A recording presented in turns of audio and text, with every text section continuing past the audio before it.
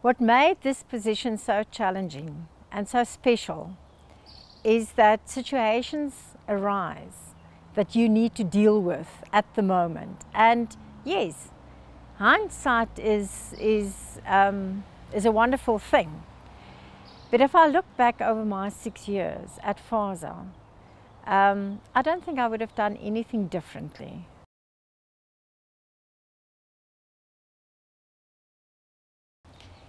I don't think the future of hunting and even wildlife in South Africa and globally is going to become, or the managing thereof is going to become any easier than it was over the past 6 years. If anything, I think we face a lot of challenges. And the only way that we will get through this is to make sure that we've got everything, our houses are in order.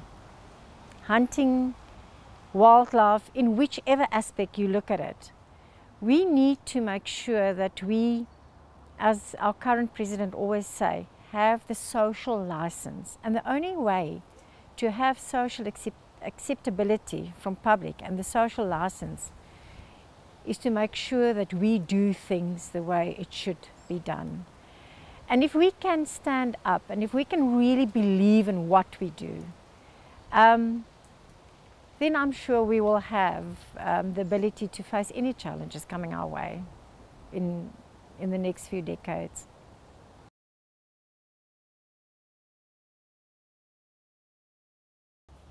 If I look back at the achievements of PHASA over the past 6 years, obviously membership growth of 24% stands out.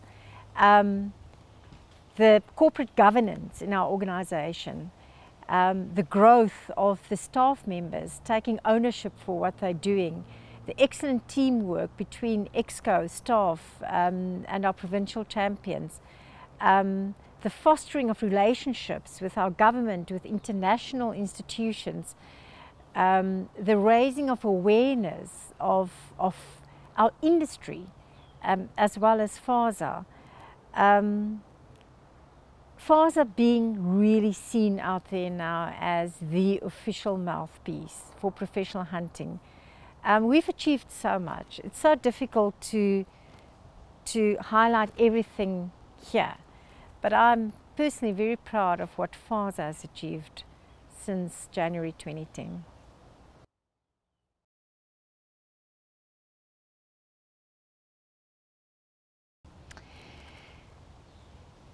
If I can give a word of advice to the person who's going to take up the position of CEO at PHASA, it would be that it's not always easy. And it's not always the pressure from outside that makes it difficult.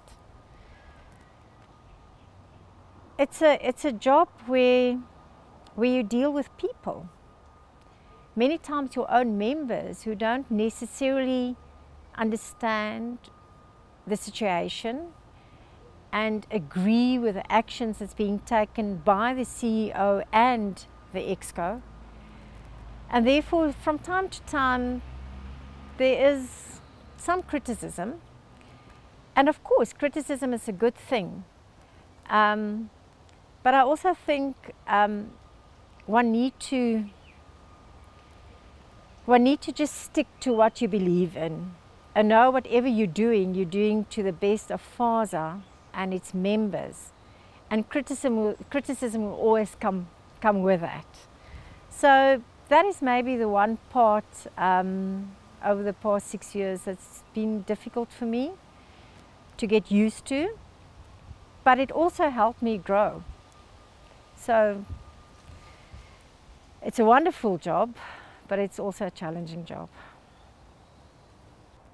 So now the time has come to say goodbye to PHASA, and I don't know where to begin.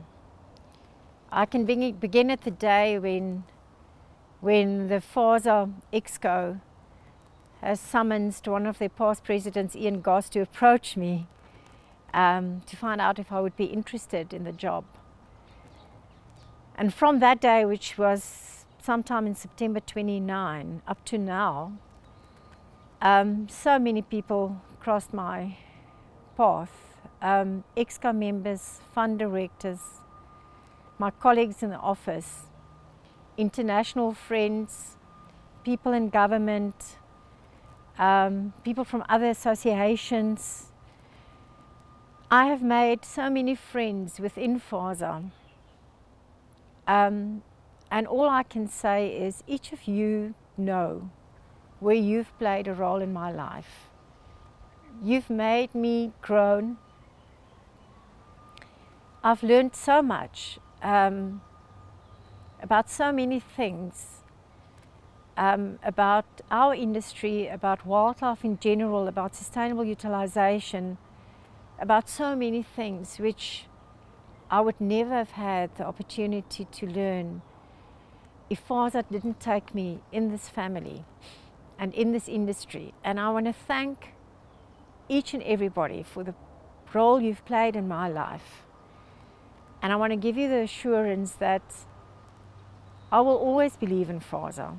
And wherever I go, I will promote what PHASA does. And I will take with me the lessons that I learned.